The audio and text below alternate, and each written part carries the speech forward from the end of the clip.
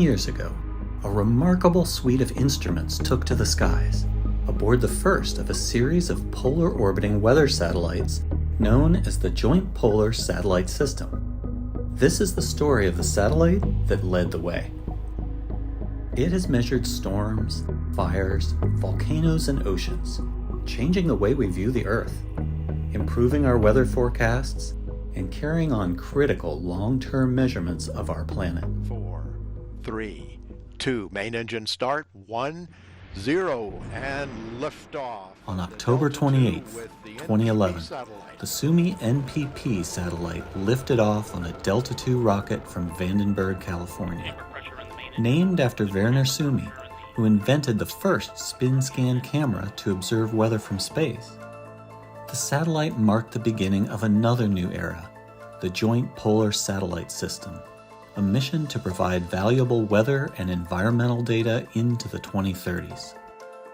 And during the last decade, Suomi NPP has become well known for its blue marble images and also its day-night band, which show us power outages after storms and human activities at night, such as highways, sea travel, and natural gas flares.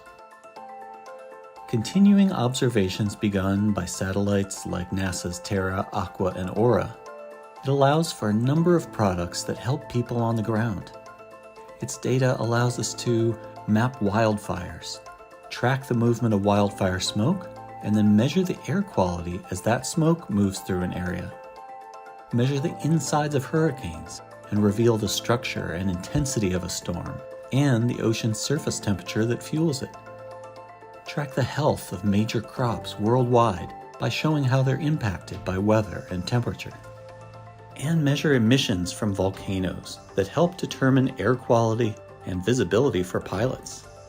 Over the last 10 years, NPP data has increased our understanding of major events, like the life cycle of Hurricane Sandy, the carbon released by Australian bushfires, Saharan dust storms across the Atlantic, and emissions decreases from the global pandemic.